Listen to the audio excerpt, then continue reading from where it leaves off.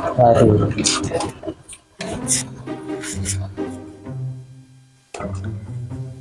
Bosan betul hidup single ni lah.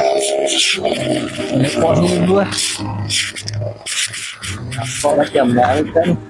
Abang. Sekejap aku telefon member aku sekejap.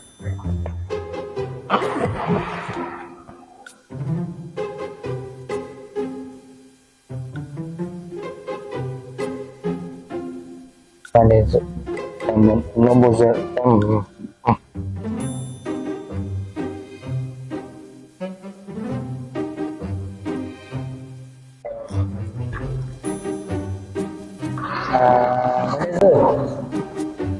bye.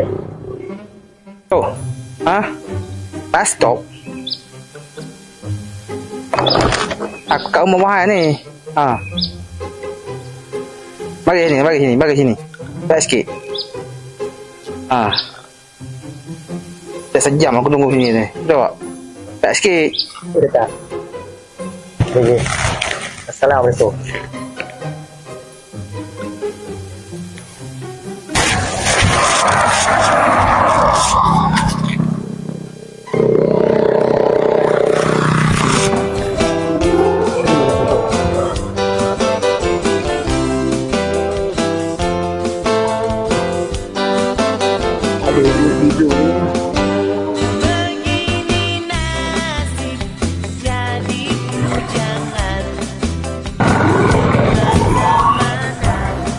Mana budak Zul ni?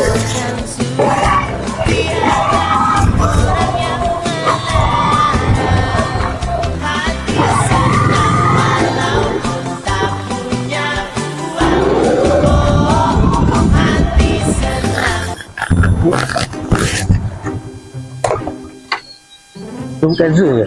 Apa dia buat ni? Ya Allah. Apa dia buatnya kat situ? Mengendak awet aku. Oh Tuhan.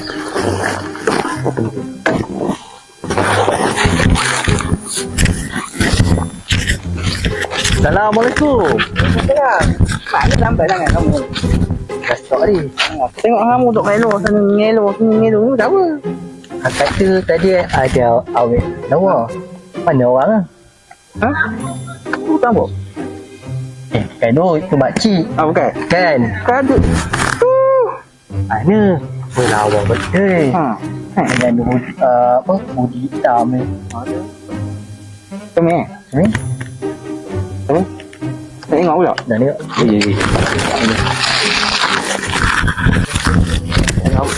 Lawa.